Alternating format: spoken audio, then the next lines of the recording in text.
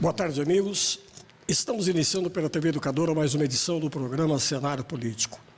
Sábado passado, conversando com dois vereadores da nossa cidade a respeito do desabastecimento, da falta d'água, das altas temperaturas que estamos sofrendo e os problemas que tem causado a nossa cidade e toda a nossa região, eu prometi que hoje, no programa de hoje, eu faria um programa a respeito desse assunto.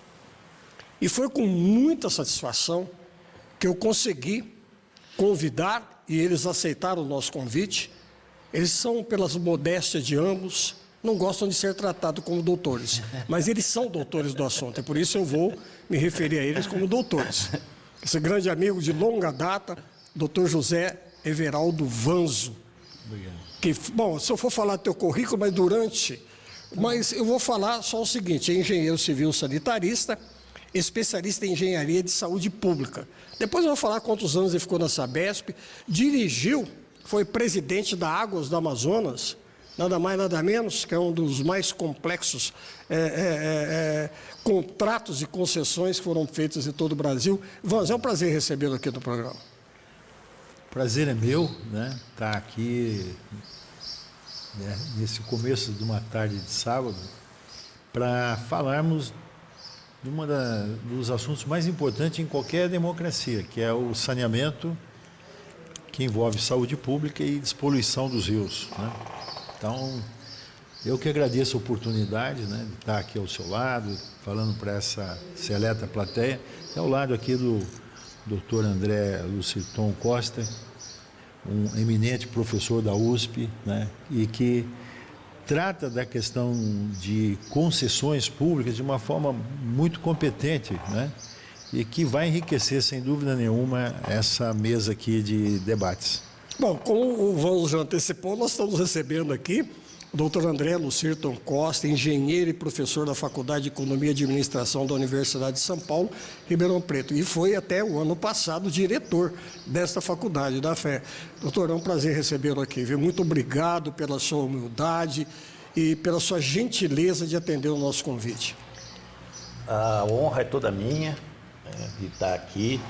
Eu queria dizer que nesse tema de saneamento, o Vanzo, como ele gosta de dizer, né, em escala 1 para 1, tá certo? Tem a vida dedicada a essa área, né? E nós lá da FEA somos uma universidade pública que faz pesquisa, que tem atuado nessa área de concessão de vários setores. Sim. Inclusive de resíduos sólidos, de transporte coletivo de Ribeirão Preto, nós também nos envolvemos, e outros assuntos que estão relacionados a isso, tá? Espero colaborar aí com o debate. Não, com certeza, vão colaborar muito, vão dar uma aula para nós aqui hoje. Nós vamos ter um programa, com certeza, bastante pedagógico. Vanzo, com toda essa sua experiência, desde 77, no ramo aí, não é brincadeira, pelo que você já andou, os anos que você ficou à frente da Sabesp, e Franca principalmente, não é verdade? Hoje você faz parte da Câmara, do Comitê de Bacias do Sapucaí Mirim e do Grande também, quer dizer, a tua responsabilidade, a sua vivência é muito grande. Eu queria começar com você dizendo assim, que você discorresse a importância do saneamento básico, e se ele realmente é um problema do Estado, e gostaria que você discorresse sobre o Planasa. Ok. Veja só, sem dúvida, o saneamento é uma questão de Estado, não é uma questão privada, não é uma questão de governo nem de partido. E quem pela primeira vez colocou isso de maneira muito clara foram os romanos. Os romanos, eles entenderam, né, depois de várias epidemias acontecidas ali no que hoje chama Roma, mas a época era chamada de Lácio, depois de 50 epidemias com mortandade significativa, eles entenderam que tinham que prover água de qualidade. E isso nós estamos falando algo em torno de 500 anos antes de Cristo, tá certo? E eles conseguiram desenvolver técnicas que até hoje, né, são usadas em saneamento, e que estão retratadas nos famosos aquedutos, né, nas famosas redes de distribuição de água deles, né, ao mesmo tempo que coletava o esgoto e água de chuva junto. O fato é o seguinte, é que Roma, que governou o mundo ocidental durante 1000 anos e depois mais 1000 do lado oriental, lá onde hoje é Istambul, um dos apelos que as populações, vamos dizer, com quem eles se relacionavam, se interessavam em pertencer, ser subordinado ao governo romano, é que tinha saneamento. Não existia cidade romana que não tivesse rede de água, rede de coleta de esgoto, rede de coleta de água de chuva e tratamento de esgoto, bem como coleta e afastamento adequado dos resíduos sólidos.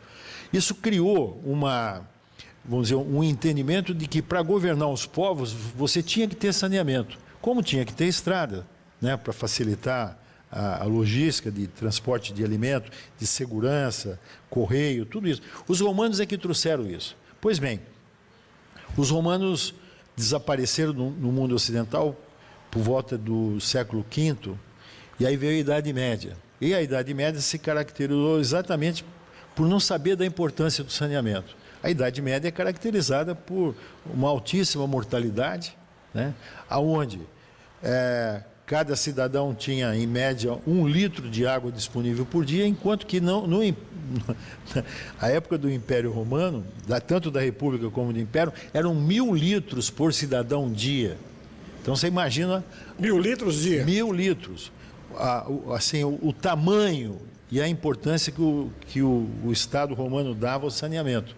É só ver as obras, os aquedutos que até hoje ainda encantam o mundo, né? E percebeu-se o seguinte: quando você morava numa cidade romana, você não morria por desinteria, tá certo? Não morria por aquilo que a gente sabe hoje, por água de má qualidade ou condições sanitárias inadequadas. Então, desde então, está bem colocada a questão do saneamento como coisa de Estado. Aí vem a Idade Média, que se caracteriza pelo seguinte: a água, o saneamento é uma questão particular. Como que você vai se abastecer? Como é que você vai colocar os teus dejetos na natureza? É uma questão individual. E isso vai infelicitar, vamos dizer, o mundo ocidental até por volta de 1853, né? Quando tem uma grande epidemia em Londres, de cólera, provocado por poluição, quer dizer, contaminação de esgoto, contaminando água de beber. E a partir daí, então, pela primeira vez, depois de 1300 anos, tá certo? O mundo ocidental volta a entender que o saneamento era uma questão de Estado. E aí o Estado inglês, né? Mais especificamente por causa da cidade de Londres, que já tinha quase 4 milhões de habitantes, e preocupava os governantes porque uma epidemia poderia acabar com a cidade, eles resolvem então fazer coleta e tratamento de esgoto. E aí copiam integralmente o exemplo romano.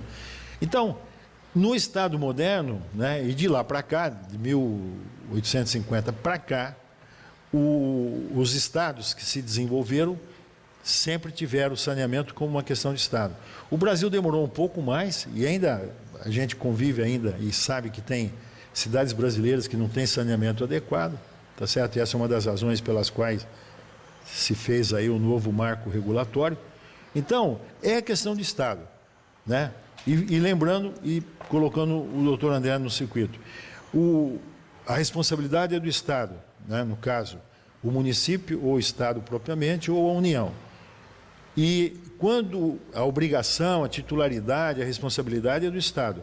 Agora, ele pode, né, fazer a delegação desse serviço. Antes do intervalo, eu perguntava ao doutor André Lucirton Costa, ele que é catedrático da USP de Ribeirão Preto, que é a Faculdade de Economia e Administração. Doutor, o custo dessa falta de política ambiental? Bom, doutor Paulo, eu queria... assim, esse é um tema que a gente pode parecer bastante abstrato, né? Tá certo? e é abstrato num sentido de que a gente tem muito desses problemas que o Vanzo falou aí, que a humanidade já sofreu, resolvidos graças à atuação de empresas, tá certo? Né? Uma delas, a Sabesp aí, que atuou, que não atua aqui em Batatais, mas atuou no estado, e a gente tem aí o estado de São Paulo com indicadores comparável, tá certo, a indicadores de país desenvolvido dentro dessa área, né? Mas tem uma outra área que a gente que dá para perceber os custos sociais disso daí, né? Que é a de resíduos sólidos, né? E eventualmente essa questão da preservação ambiental, né? Propriamente dito, né? Quando você não tem saneamento, quando você não tem uma política expressiva disso, o maior impacto de custo é no sistema de saúde. Tá certo? O sistema de saúde, as pessoas ficam doentes, né? Com lixo, com esgoto, né? Assim, com toda essa falta de engenharia para lidar com essa complexidade que a sociedade nossa vive, né? Muita gente, conglomerados urbanos, tá certo? E você precisa ter essas políticas. Mas, e além do sistema de saúde, você mexe no setor produtivo, porque as pessoas ficam doentes, não vão trabalhar, você cria uma dificuldade dos mercados prosperarem, tá certo? No sentido de compra e venda de coisas, então o comércio se ressente nisso. A gente viu essa epidemia aí que nós tivemos da Covid, né? Que é por outros motivos, mas está relacionado muito do que a humanidade passou e disso que o Vanzo está falando. Então, você tem uns custos que é aquele custo social, né? Que esses são os principais custos. E também você tem investimentos, tá certo, que você precisa fazer para poder criar um sistema de esgoto, de água, tá certo, razoável. O que é investimento? Colocar tubulação debaixo da terra. Coisa que no passado eu escutava assim, político nenhum gosta de fazer isso porque é investimento enterrado, né? Tá certo? Tá escondido, né? Escondido, tá certo? E aí, mas é fundamental para que a sociedade possa se desenvolver economicamente, inclusive. Com certeza. Esses problemas, né? Eu tenho algum contato com Batatais aqui, né? E sei que Batatais, há 2 anos atrás, se não for 3, se a minha memória não foge, teve um incêndio muito grande aqui, tá certo? Né? Propriamente dito, né? Esse é um custo ambiental, tá certo? De não ter uma política ambiental e um controle dessa política ambiental, né? De deixar todo mundo fazer o que quer nesse sentido e não ter determinadas regras para controlar, né? Você, por exemplo, ter reflorestamento, tá certo? E mananciais de água, né? Você ter preservação dos mananciais de água dentro da cidade para você não faltar água, né? De você ter uma política de organização territorial para que o incêndio não se propague, tá certo? De uma propriedade para outra propriedade, né?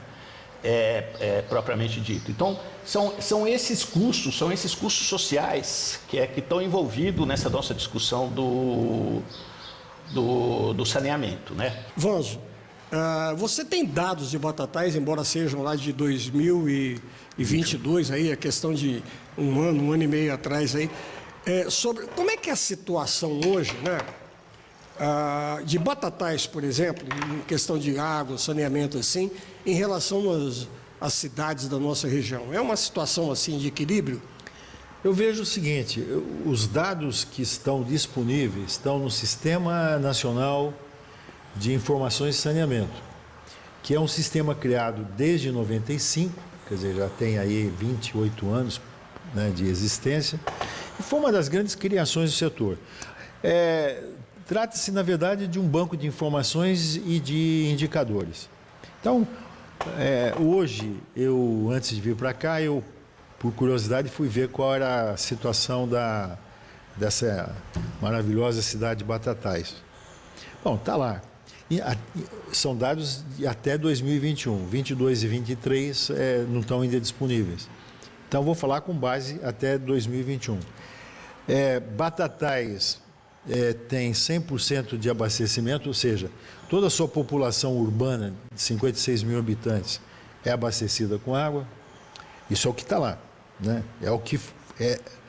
Vamos dizer, é o que o Serviço de Água e Esgoto aqui declarou para esse sistema. A mesma coisa na questão da coleta, quer dizer, coleta o esgoto de todo cidadão daqui e trata esse esgoto. Também. Isso é uma performance incrível, merece ser sempre homenageada e aplaudida, tá certo? Agora, a gente vai também, né, por formação, por exercício profissional, você vai sempre procurar o seguinte: e qual é a tarifa média, né, desse incrível sistema de abastecimento e de sistema de esgotamento sanitário? E aí você vê o seguinte, que a tarifa média é em torno de R$1 por metro cúbico, né? E o que chama atenção, né? Na média da região aqui, quando se pega, por exemplo, o metro cúbico produzido em Franca, é quase R$3, né? Quer dizer, então, agora é possível você ter um bom serviço cobrando R$1 o metro cúbico?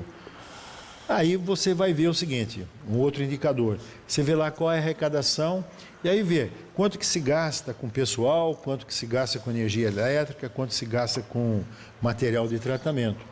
E o que chama atenção é o seguinte: para a arrecadação do ano de 2021, que deu R$14 milhões, como registrado lá, se gastou próximo de 9 milhões em energia elétrica. Quase 4 milhões com o pessoal. É deficitária mesmo. Isso leva a vamos dizer, a um déficit que vai se acumulando ao longo do tempo. E isso faz com que o sistema perca a capacidade de fazer investimentos necessários, seja para ampliação, seja para manter a qualidade daquele serviço que se tem, né? Então, quando você olha esse lado aí, sugere o seguinte, que as lideranças da cidade, independentemente de partido, porque vou frisar, a questão do saneamento é uma questão de Estado, não é questão de governo, não é questão de partido, nem nada. Ela é consensual, ela diz respeito a todos, é que nem a importância da educação ou da segurança. Então, veja, ou do sistema judiciário, a mesma coisa, está nesse mesmo plano. Então, quando você vê esses dados, você vê o seguinte, uma tendência que sugere o seguinte, olha, as lideranças dessa importante cidade paulista, independentemente de partido, preferências, etc., né, partidária, tem que se reunir e olhar o bem comum. Quer dizer, o nosso serviço tem autossustentabilidade? A pergunta é essa, tem ou não tem? Com os dados de 21, não tem, tá certo? Pode ser que em 22, 23, essas distorções tenham sido corrigidas, espero que tenham sido. Vanzo, se eu puder interromper aqui você... Claro, à vontade, professor. Só para deixar claro que uma das coisas que, quando um aluno entra numa escola de economia, ele aprende, né, até uma frase do Friedman, que não tem almoço de graça, né, não tem nada de graça, tá certo? O saneamento, ele custa, e alguém precisa pagar, né? O melhor jeito de pagar é quem usa mais...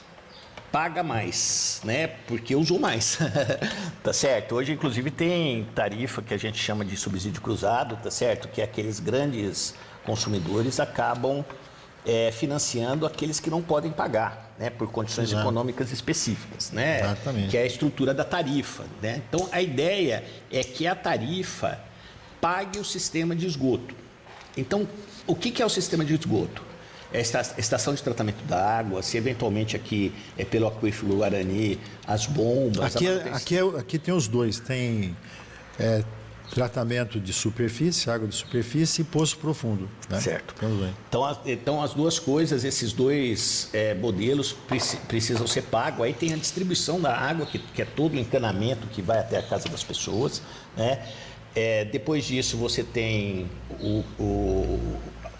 a coleta e o afastamento do esgoto, até a estação de tratamento, que é outra estrutura muito cara, tá certo? A estação de tratamento de esgoto é outra estrutura muito cara. E aí você tem também o crescimento da cidade, tá certo? Que você precisa fazer investimentos para áreas que a cidade vai crescer. Então a estrutura é uma estrutura de custo de investimento, O investimento, como ele é muito caro, ele é pago durante o tempo. Ele vai sendo pago que nem um carnê de prestação que a gente está acostumado a usar, né? Vai pagando durante o tempo aquele investimento que foi feito de uma vez só pela prefeitura, pelo dinheiro do BNDES, pelo dinheiro do governo do estado, por algum dinheiro, tá certo? Que foi feito isso. Quando a tarifa não paga esses custos, você tem que entrar no dinheiro do imposto, que é o caso aqui de Batatais. Provavelmente. E aí você perde uma justiça tarifária. Porque aí todo mundo paga. Isso, apesar de você não ver pagar, o teu dinheiro do IPTU vai para pagamento da água, porque aquele dinheiro da tarifa não deu para pagar, né?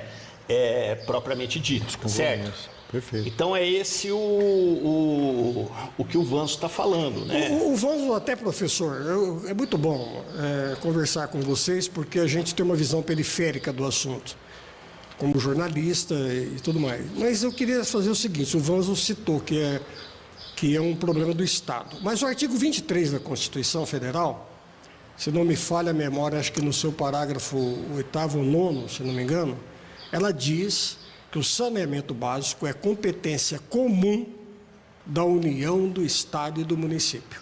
Sim. Diante dessa estrutura, né, e dessa proposta constitucional, o município tem ainda, onde mora o cidadão, uma compenetração maior em relação a essa colocação? Sim.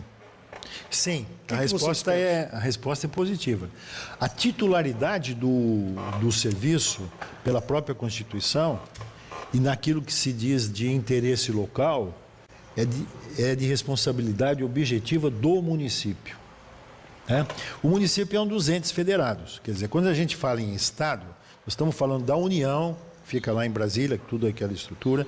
Estamos falando dos Estados membros, por exemplo, no nosso caso aqui, o Palácio do Bandeirante, toda aquela estrutura, e estamos falando dos municípios. No caso específico do saneamento, água, esgoto, coleta e tratamento de lixo e drenagem urbana para evitar enchentes ou prevenir enchentes e inundações, tá certo?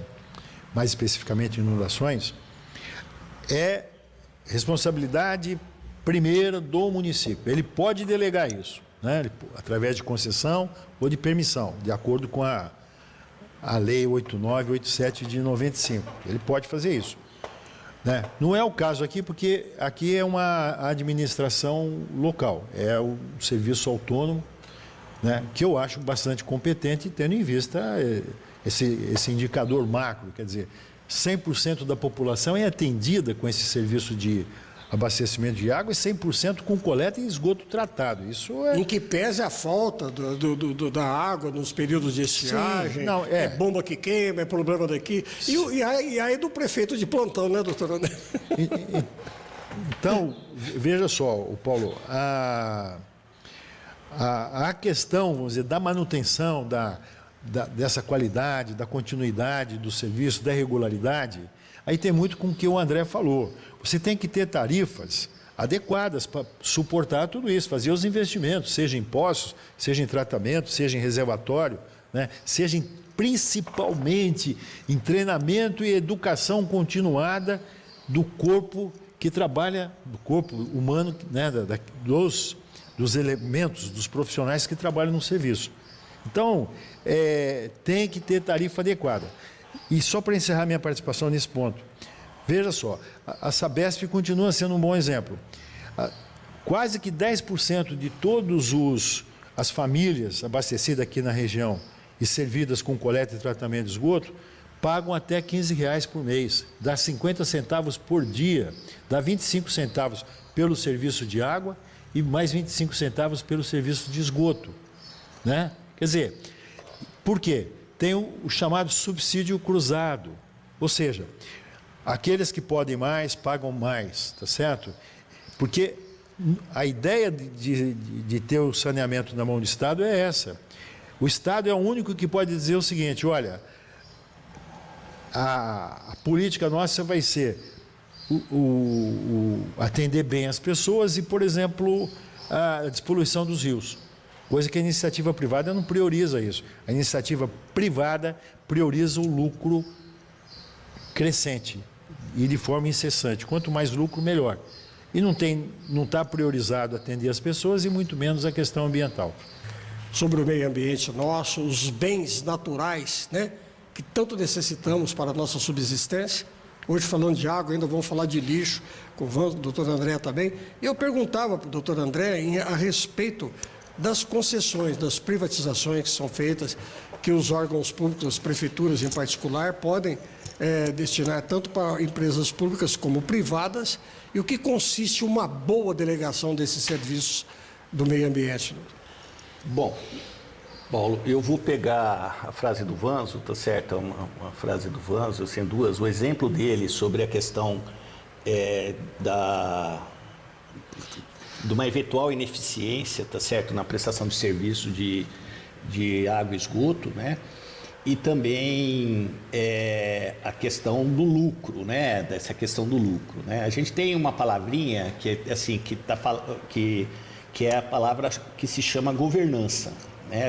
Essa palavra é relativamente moderna, bem da década de 80, 1980, 1990, né? E que diz respeito à forma como os serviços são prestados, né, propriamente dito, como os produtos são produzidos, né? Numa sociedade como a gente vive, nós temos o que se chama de uma governança de mercado. Então é assim, você tem a oferta, tem a demanda, tem um preço de equilíbrio, as empresas operam nisso daí. E o lucro é uma medida de eficiência, tá certo? É uma medida que ela é regulada pelo mercado. Se as pessoas pararem de comprar, o cara vai ter menos lucro, vai sair do negócio, vai para outro negócio, vai fazendo isso, né? Propriamente dito, né? Essa governança pelo lucro, certo? Que eu vou usar a palavra do Vanzo, né? Essa governança de mercado, ela não cabe no setor de saneamento. Por quê? Porque o setor é um monopólio, não tem concorrência, né? Porque assim, fica fácil, o custo começa a subir, você joga o custo para a tarifa, e aí quem controla? Como é que vai ser isso daí? Como é que vai ser esse controle, propriamente dito? É por isso que as empresas de saneamento, no início do desenvolvimento dessas empresas, foram feitas com dinheiro do Estado, com dinheiro do município, com dinheiro do governo federal, tá certo? Porque para manter uma tarifa adequada para a sociedade, né, muitas vezes a fundo perdido o investimento, só que nós já estamos numa época que esse sistema se paga, ele é sustentável por si mesmo, a sociedade consegue pagar a tarifa daquilo que você tem, e aí se cria um olho grande, né? Como dizia minha avó, tá certo? Um olho grande para o setor, tá certo? O setor é a bola da vez da privatização, né? E que, no meu ponto de vista, precisa ser feito. Eu não tenho nada contra os serviços essenciais e mesmo monopólios serem privatizados, desde que haja controle. Para ter controle, precisa ter um Estado forte, não pode ter um Estado permissivo, né? E muito menos corrupto. Tá certo? Porque senão a coisa descamba.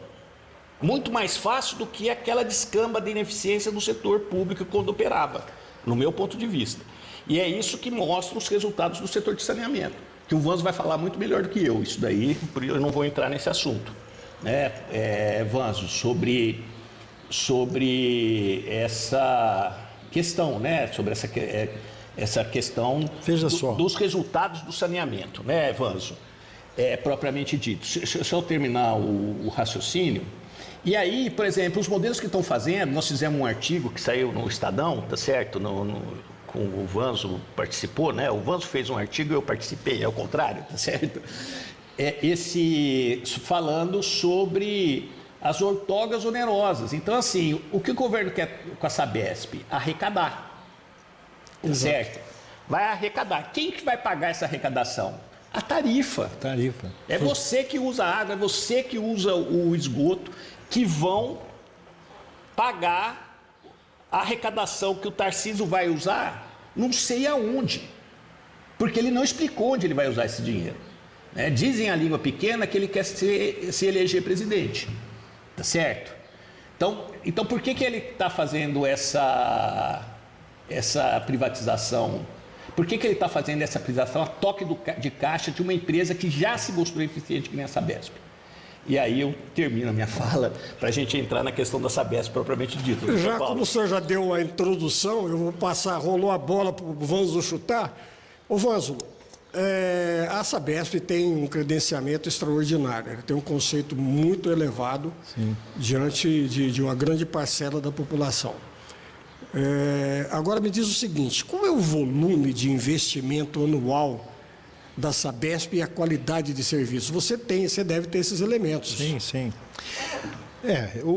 Veja só, eu tive a honra e o privilégio de ter sido tanto diretor de operações da Sabesp, como que trata diretamente com o cliente, né, com a comunidade, como também diretor de engenharia das grandes obras da Sabesp. A Sabesp, para você ter uma ideia, Paulo, a Sabesp investe 5 a 6 bilhões de reais todo ano. Por isso que ela tem esse volume? Por isso que o dinheiro dela, né? Ela é uma sociedade anônima de economia mista, é isso? Ela é uma sociedade anônima de economia mista, porém, quem tem o controle é o governo do Estado. E o governo do Estado, até antes do atual governador, ele estabeleceu o seguinte, que a política a ser atendida era o melhor atendimento das pessoas e a questão da despoluição das águas. Pois bem, então ele determinou, e isso acontece desde 1995, do lucro que a empresa tem, do lucro líquido, 75% é para investimento. 75%. É uma empresa privada que faz isso, tá certo? É como se fosse uma empresa privada. E só distribui para o mercado 25%. O que o atual governador propõe é acabar com isso. Ele quer que 100% seja distribuído para o mercado.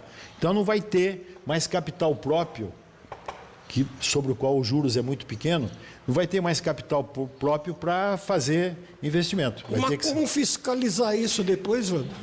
Bom, aí é outra questão mais grave ainda, porque a hora que você tirar o Tribunal de Contas da auditoria... Exato. Tirar, né? Aí acabou, vai virar o que virou Manaus, tá certo? Quer dizer, porque, enfim, os custos vão lá para cima, né? Pressiona a tarifa, a população, isso acontece em Manaus hoje, depois de 24 anos de concessão. Manaus foi privatizada. Você foi presidente lá da Águas do Amazonas, lá de Manaus, né? Sim. Você poderia fazer um comparativo rápido? Não, é simples. Você pega, por exemplo, comparar com Franca é bobagem, porque Franca, né, desde 2009, está entre as cidades melhores saneadas do país. Né? Tá certo? Esse ano ela está em segundo lugar, mas ela ficou muito tempo em primeiro lugar. Só essa obra aí do Sapucaí Mirim. Então veja, mas comparando, por exemplo, com Praia Grande. A concessão de Manaus começou em 2000, Praia Grande em 2000 era muito deficitária. Pois bem, Praia Grande está praticamente universalizada, com seus quase 400 mil habitantes, e Manaus, que quando passou para a iniciativa privada, tinha da ordem de 6 a 7% de coleta de esgoto, hoje está em 15%, 24 anos depois. Né? Comparativamente, por exemplo, com Praia Grande, que fazer obra em litoral, o custo é maior e é muito mais difícil, pois bem, Praia Grande está praticamente universalizada. Né? Eu não quero fazer a comparação com Franca, porque falar, mas o interior do estado de São Paulo é muito rico, 15% etc. 15% de recolhimento de esgoto, se você for para Manaus, não entre no rio lá. Claro, rio, rua, ou seja, tem 2 milhões e 300 mil habitantes, né? Cerca de 2 milhões lança o esgoto diário, porque o ser humano produz ali dejetos diariamente. É lançado ou nos igarapés, ou na rua, ou no É uma ironia, né? À beira do maior rio do... Sim, não tem nada assim. Veja, por quê?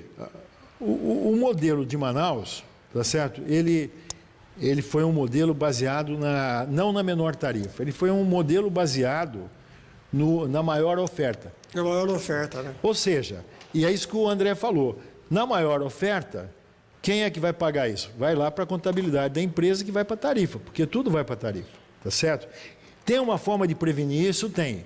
Eu encerro dizendo o seguinte, recentemente, Brodowski, aqui, nossa querida Brodowski aqui do Portinari, ela fez uma licitação, uma concessão pública de saneamento, onde sabiamente ela colocou o seguinte, qual é o critério de julgamento? Menor tarifa e técnica. Então, veja, significa o seguinte, que quem vencer essa licitação, em nenhum momento vai poder aumentar essa tarifa. Que é diferente, por exemplo, daquilo que aconteceu no Rio, que aconteceu em Manaus, que é a maior oferta, que é baseada no custo. E aí, a agência de regulação, ela vai receber lá todos os investimentos, todas as dívidas, etc., e que ela tem que autorizar para passar para a tarifa, tá certo? É um trabalho hercúleo esse, quase sempre ela perde. Pois bem, no caso, por exemplo, do modelo de Brodowski, não, está lá estabelecida, vamos dizer, o metro cúbico vai ser R$2. Pois bem, daqui a 20 anos, vai ser os mesmos R$2 corrigido pela inflação. Você percebeu a diferença? Uma coisa é você fazer tarifa baseada em custo.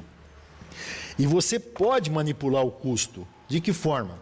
A própria lei permite isso. A partir de 2007, pelo artigo, parágrafo 5º do artigo 42 da 8987, passou a ser indenizável também o serviço da dívida, que antes era só o serviço do investimento.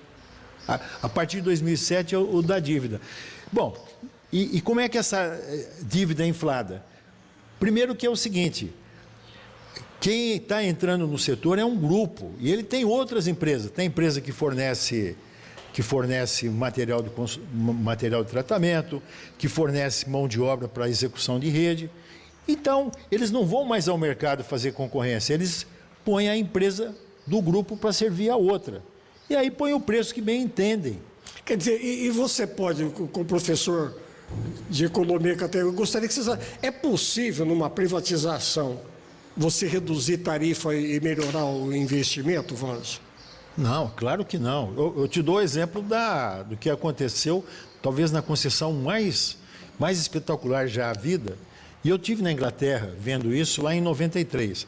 A Inglaterra, no tempo da Margaret Thatcher, fez o seguinte, pegou o país todo, e o país de Gales junto, e dividiu em 10 grandes empresas, e deu para elas. Pois bem, decorrido 30 e tantos anos dessa concessão, que elas pegaram sem nenhuma dívida, qual é o quadro hoje? Tá? Nesses 30 e poucos anos, eles pagaram de dividendos, né, o equivalente a 500 bilhões de reais. Ou seja, os rentistas, os acionistas ficaram muito bem atendidos, tá certo? A tarifa subiu 40% nesse período, tá certo?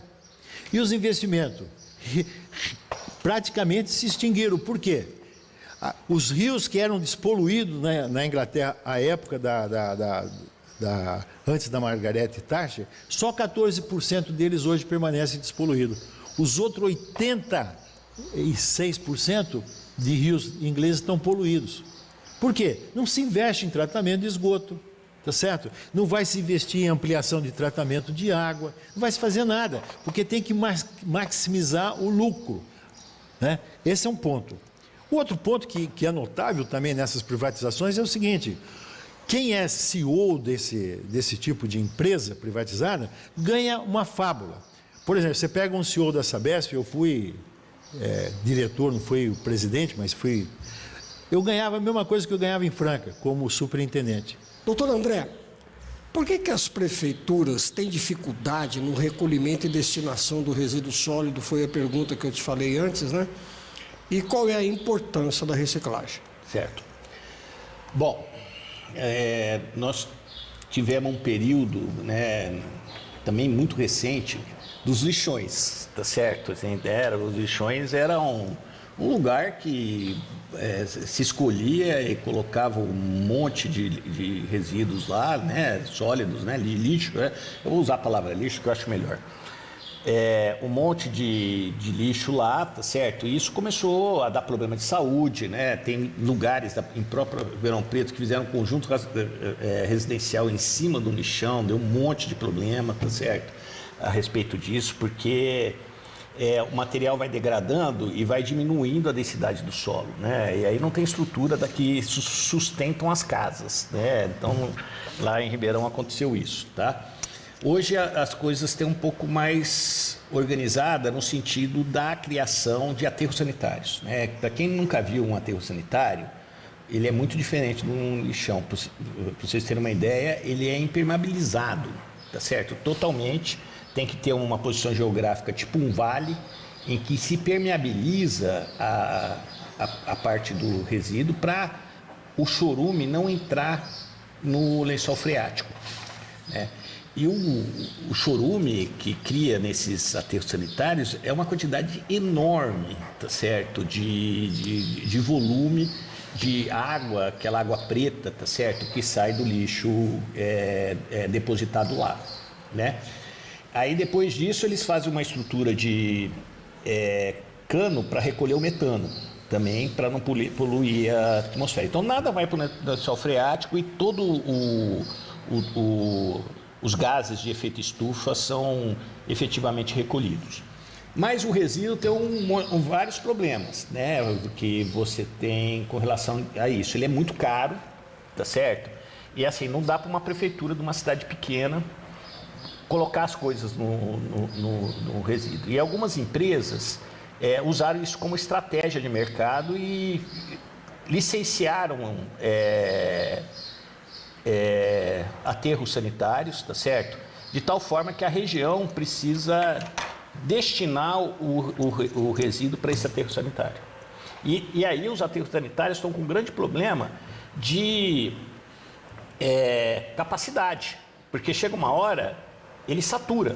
E aí você precisa participar para outra região, outra área degradada. É um problema o aterro sanitário, né? Então, isso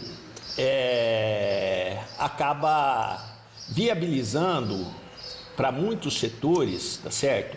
A ideia da economia circular, né? De você retornar os produtos para o processo produtivo, tá certo? Então pega o vidro, ao invés de você usar areia e usar uma mineradora, você pega o vidro, tritura o vidro entra no processo de produção de vidro de novo, né? Você pega o plástico, tá certo? Separa o plástico e o plástico vai servir para fazer outras coisas, né? Você não precisa comprar plástico do petróleo, tá certo?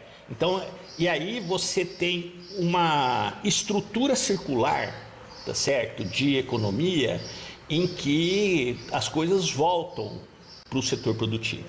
No Brasil, a gente tem É chamada economia circular. Economia circular. No Brasil, a gente tem um grande exemplo disso daí, que é o alumínio. O Brasil é o país que mais recicla alumínio do mundo, tá certo? Por que ele recicla? Porque o processo de produção do alumínio parte da bauxita e ele é muito pouco eficiente. Você tem lá de 100 kg de bauxita, você usa 15 viram alumínio, o resto é tudo rejeito. E para destinar o rejeito aí, né? Nós temos aí o exemplo do Brumadinho, é muito parecido com isso, tá certo? Ele também é uma coisa super cara. Então a latinha se paga para o catador, por exemplo, a latinha, porque a latinha vale a pena você produzir em pequena escala, tá certo? O alumínio a partir do alumínio reciclado. E a ideia é fazer isso para todos os produtos. Mas assim, a gente tem uma cultura muito ruim de reciclagem com resíduos sólidos, né? Assim, porque acho que é lixo. A gente vê em Ribeirão, eu na Via do Café, perto onde eu moro, outro dia eu fiquei irritado, porque tem uma pequena praça lá e jogaram o lixo, tava um cheiro, tá certo? As pessoas descartam lixo em qualquer lugar, né? E eu me recuso a acreditar que as pessoas não sabem que não pode jogar lixo em qualquer lugar. A respeito que ele comentou comigo, a respeito dessa concessão de Olímpia, o que nós podemos aprender? Eu estou pedindo esses exemplos a você e ao professor e ao doutor André pelo seguinte: aventou-se a hipótese ainda recentemente em Batatais, que Batatais poderia privatizar o serviço de abastecimento, de água, sabe, doutor? Então, por isso que eu estou pedindo esses exemplos teus de Manaus, que você já falou, de Ribeirão, de Franca, de Olímpia, e eu gostaria que você falasse a respeito de Olímpia. Olímpia é uma cidade do tamanho de Batatais, né, 50 e poucos mil habitantes, como aqui, e ela fez uma licitação estabelecendo algumas regras, né? Uma delas é que a tarifa tem que ser menor que a da Sabesp. Esse é um ponto. A outra regra é a regra da maior oferta.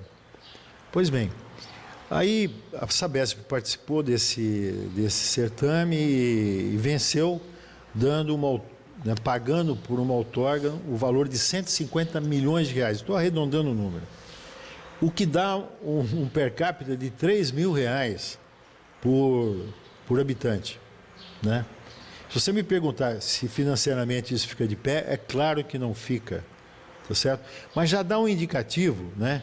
Para quem, por exemplo, pensa em quem está dentro da Sabesp, como Franca, por exemplo, né? O prefeito ele vai ser chamado, e dizem que já foi chamado, né? O próprio governador já falou isso, está chamando os prefeitos das principais cidades, e Franca é uma delas, certamente ele já foi chamado por causa disso, e é onde ele tenta negociar diretamente com a prefeitura a privatização. Pois bem, o que nós dissemos lá, eu vou repetir aqui, é o seguinte, e vai valer também, né, se porventura amanhã se pensar em privatizar aqui o serviço de Batatais. Em Franca, no mínimo, a prefeitura teria que receber R$1 bilhão, R$1 bilhão e 400, melhor dizendo, tá certo? Ele tem 350 mil habitantes e o per capita lá não seria 3 mil, seria 4 mil, porque a cidade está com todos os ativos recém-construído, vamos assim dizer, que tem mais 40, 50 anos de utilidade. Então, no caso, por exemplo, de Batatais, vamos imaginar que Batatais resolva fazer uma licitação pela maior oferta, o que eu não recomendo. O melhor exemplo é o de Brodowski. Se for fazer aqui uma licitação, que se adote como critério de julgamento a menor tarifa, para garantir que, né, não vai ter tarifa abusiva, e técnica e preço, no fundo é isso, tá? Mas vamos imaginar que a corrente majoritária aqui opte pela maior oferta. Em optando pela maior oferta, lembre-se sempre do que a Sabesp já pagou lá em Olímpia, R$3 mil per capita. Ou seja, como aqui tem 50 mil habitantes também, seria no mínimo 150 milhões de reais. Doutor André, e as famosas concessões públicas aí, do serviço do transporte urbano, as PPPs, né, que são aí as parcerias públicas, privadas, né? O que você tem a dizer a respeito? Eles sofrem o mesmo período, o mesmo perigo que o Vanzo citou lá atrás, inclusive em relação você tira praticamente a titularidade, quase que sempre. E a dificuldade, inclusive, né, da fiscalização desses serviços, por parte do órgão, né, do público, ou seja, prefeitura, estado e assim por diante. Eu acho que eu vou me posicionar um pouco com relação às concessões de maneira geral, né? Nós tivemos... começou lá com o governo Collor, mas principalmente no governo Fernando Henrique Cardoso, tá certo? A criação do MARI, que é o Ministério da Administração e da Reforma do Estado, certo, que criou, tá certo? Começou a criar o arcabouço, né? Apesar da lei dos PPP ter sido no governo do Lula, as concessões foram reguladas aqui nesse período, tá certo? E outros instrumentos jurídicos aí bastante importantes que a gente utiliza até hoje, né, como as agências, esse tipo de coisa. E nessa época, mais ou menos nessa época, né, logo depois, eu vim aqui para Ribeirão, saído de São Paulo, eu nasci em Ribeirão, fui estudar fora, fui trabalhar fora e voltei para depois de um tempo, né? E eu tinha até outro dia no meu imposto de renda um aparelho de telefone que eu tive que comprar aqui, era caríssimo, né? Essa concessão, essa privatização, né, que é mais uma privatização, que foi da telefonia, foi uma privatização que deu certo no país, né? Hoje a gente tem o serviço de telecomunicação comparável com a tecnologia do mundo inteiro, tá certo? E a preço bem razoável, né? Tá certo? Que você tem. Outras privatizações, eu gosto muito das privatizações do Estado de São Paulo das rodovias, né? Foi outra coisa que deu certo, né? Rodovia com faixa, né? Com sinalização, né? Com segurança, sem buraco, né? Então, assim, eu gosto dessas privatizações. Foram modelos que deram certo, né? Propriamente dito, né? Inclusive, a privatização das rodovias no Estado de São Paulo, lá no governo Covas, foi por ortoga onerosa, porque tinha que se pagar a rodovia que o Estado tinha feito, né?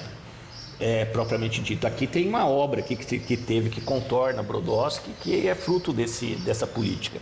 Porque você usa dinheiro da iniciativa privada para fazer o investimento. Você não entra no caixa do Estado. Tá certo? Essa é a lógica. Não é a lógica arrecadatória, que você quer arrecadar dinheiro numa coisa que está funcionando. Propriamente dito. Tá certo? Então, assim... isso, e a outra questão que tem com relação a essa questão das privatizações é assim: quando você tem um serviço público, depende de como é o controle desse serviço público, esse serviço acaba sendo ineficiente, vamos assim, dominado por um corporativismo, né? No caso da água e esgoto aí, eu tenho umas coisas que é meio atípica assim. Vai uma pessoa para consertar, abrir um buraco para consertar um cano e fica umas 5 olhando, né? É muito comum no serviço público, né? Propriamente dito. Então, assim, o serviço público, você colocar o serviço público, essa lógica da pouca eficiência, né? De você não buscar o resultado de eficiência, pode corroer o serviço público e aí ele não presta o serviço adequado. Perfeito. Tá certo? Então, essa é a lógica do setor do transporte coletivo, sem entrar especificamente, né? Que aconteceu em Ribeirão, tá certo? Essa é a lógica de outros setores que... Então, assim, tem alguma... O segredo mesmo, tá certo? É o que o Vanzo falou, tá certo? A Sabesp, além de controlada pelo Tribunal de Contas, ela é controlada pela Bolsa de Valores de São Paulo e a Bolsa de Valores de Nova York, Perfeito. que tem um sistema de governança assim, rígido, tá certo? Entendi. Assim, é empresa padrão internacional. Nós temos uma empresa que pode se equiparar às multinacionais aqui. A falta d'água, que está aqui na nossa cidade, em toda a região, em que pese toda a explicação do Vanzo, que até perante, de uma maneira geral, perante todas as cidades, Batatais ainda é uma cidade até privilegiada com 100% de abastecimento. 100%. Mas quando falta água do cano, a conversa é outra. E aqui, Vanzo, nós nunca tivemos nenhum técnico, nenhum engenheiro, nenhuma autoridade para dar uma explicação do modo operacional de uma prefeitura no abastecimento. E aí, quando falta água nesses períodos de estiagem, o prefeito de plantão é que segura as pontas aí, porque a paulada vem de tudo quanto é lado. Eu gostaria que você desse uma explicação nesse sentido, como minimizar, mitigar realmente o desabastecimento, quando nós estamos numa falta d'água, como está aqui em Batatais. Bom, veja só, a falta d'água, ela é um indicador de que o sistema está no limite da sua produção. E aí você vai, vamos dizer, recorre lá aos dados do SNIS para ver qual é o percentual de perda física que existe no sistema. No caso de Batatais, eu tive a oportunidade também de buscar essa informação, e você vê lá que as perdas físicas que ocorrem aqui na cidade, elas estão dentro da normalidade, é da ordem de 15% a 20%, que é um belíssimo padrão. Então, isso remete para uma outra questão, que é a definição de novos mananciais. Quer dizer, você precisa... Como aconteceu recentemente em Franca, quer dizer, foi inaugurado lá o sistema de abastecimento chamado Sapucaí, tá certo? Que é exatamente para suprir a cidade de água nessas eventualidades climáticas aí que a gente está vivendo. No caso específico aqui de Batatais, enfim, investir em aumentar o volume produzido, o volume reservado, grandes reservatórios, está certo?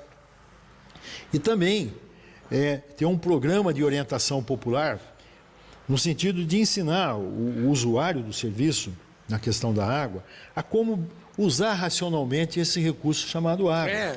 Escovar os mínimos detalhes, né, Vans? Os hábitos detalhes do cotidiano, escovar o dente com a torneira aberta, a hora que chega a água que estava faltando e vai lavar carro e lavar calçada, né? E esgota a piscina para encher de novo. Mas isso que o André falou é muito legal, para a gente comentar. Lavar a calçada numa época dessa é realmente assim, algo que chama muita atenção. No entanto, o problema não é esse. Aonde você gasta água todo dia, e pode ser mansão ou pode ser a casa mais humilde, é no banheiro. É de 60% a 80% do gasto de água de uma cidade está no banheiro. Fica debaixo do chuveiro, em vez debaixo do molhar chuveiro, e saboar. válvula desregulada, entendeu? Então é ali que tem que estar o foco, é ensinar a usar, e era isso que a gente fazia no chamado Programa de Orientação Popular. Entendeu? Entendi. Ensinava o seguinte, olha, é o seguinte, não pode ter válvula de descarga como tinha. Vamos pôr essa acoplada, porque é um volume definido. Numa válvula hidra, por exemplo, se ela desregula, em vez de passar 15 litros, vai passar 30, 40, 50 litros em um minuto. Entendeu? Então, e mesma coisa o banho, é isso que você falou. Olha, se molhe, tá certo? Ensaboa o corpo, ensaboa, fecha, né? se enche, né? Se enxágua e se enxuga. Fecha e enxuga. Pronto, em vez de você gastar 30 litros para tomar um banho... Cantando ópera debaixo do chuveiro, exato, fica difícil, você pode gastar apenas 5 litros. Quer dizer, mas isso tudo é um sistema de informação, de educação, e a empresa precisa estar profissionalizada para fazer isso. Perfeito. E conversar com o padre, né? E pedir para ele ajudar nesse sentido, com o pastor, enfim, com todos os formadores de opinião, na rádio, na TV, etc. Nós fizemos isso no tempo que você estava ainda na Record lá de Franca, a gente teve a oportunidade de fazer programas desse tipo. Com certeza. E dar entrevista exatamente aí. Então, mas no caso aqui, se está faltando água, né, e considerando que a perda física aqui está dentro do padrão aceitável, a questão é o seguinte, tem que propor novos mananciais, perfurar mais poço, setorizar a rede, né, quer dizer, perfeito, construir grandes reservatórios de concreto ou de aço, tá certo? E aí a coisa, vamos dizer, fica mitigada num momento crítico como esse que a gente está vivendo aqui no exato. Brasil. E as grandes temperaturas, né, doutor, para não deixar o senhor ir embora sem falar a respeito, esse plano de arborização que é tão importante, até que ponto as árvores, um plantio, uma arborização sadia, combate a temperatura de uma cidade, doutor? Então, eu trabalho na USP em Ribeirão, no campus da USP, né? E quando a gente sai do centro de Ribeirão para ir para a USP, a temperatura tem uma variação de 3 ou 4 graus, né? E é um lugar super arborizado, super tranquilo. Tem vários grupos, né? Eu participo de um lá em Ribeirão, o Vans participa um de Franca, que são pessoas que resolveram plantar árvore, né? Então, o plantar árvore na cidade é justamente por isso. E agora está se discutindo em Ribeirão um plano municipal de arborização, tá certo? Você ter lá uma sistematização, tá certo? Para plantar árvore, e não é só plantar, porque a árvore precisa ser cuidada, tá certo? Não é só plantar. A pessoa planta a árvore em julho, tá certo? Tem um período de estiagem, mata. Né? Tem que ter lá, cuidar de formiga, tem que ter um cuidado com as árvores, né? Exato, é o que o senhor acabou de falar, eu quero corroborar dizendo que aos cidadãos, né, que colocam fogo todo ano nesse nosso horto florestal aqui, que é praticamente um cinturão verde da cidade. Quando você chega de Ribeirão e começa a passar de Brodós para Batatais, você já começa a sentir o frescor também do nosso clima. Não, e tem muita gente de Ribeirão que vai andar de bicicleta aqui no horto. O horto virou um ponto turístico aqui. Exato. Vamos. Um comentário na linha que você e o André colocam aí. Uma vez eu assisti uma palestra de um eminente agrônomo, ele dizia o seguinte, por que tinha que arborizar a cidade? Em breve síntese, o seguinte, você deve arborizar porque a temperatura cai de 5 a 8 graus, né? Porque a água, na verdade, na visão dele, a árvore era que nem uma bomba expressora. né, através do fenômeno da chamada evapotranspiração. Ela pega a água do subsolo que está de 5 a 8 graus menor do que a temperatura do ar ambiente e asperge ali naquele entorno. Essa era uma vantagem que eu me lembro que ele falava. Então você vai ter essa reclimatização benéfica. E a outra é que as folhas das árvores funcionavam como um filtro para os raios ultravioleta que afetavam e afetam a retina dos olhos humanos. Nós tivemos hoje aqui uma aula extraordinária. Eu gostaria de pedir com toda a humildade que vocês retornassem aí numa próxima oportunidade. Doutor André, muito obrigado pela sua participação. Fiquei muito feliz de recebê-lo aqui, viu, hoje. Eu que agradeço, fico muito honrado pelo convite e estou à disposição, é só chamar. Vanzo, nós fomos tantos anos amigos e vizinhos lá em Franca, né? Isso. Você na Sabesp pela Record, que eram... Como é que eles falam aqui no interior? É de parede meia, né? Parede meia. Tinha apenas muito obrigado um pela muro sua ali. participação, viu? Aí eu que agradeço e é vamos dizer assim, uma alegria estar aqui falando de um assunto tão agradável e importante como a questão do saneamento e da despoluição das águas.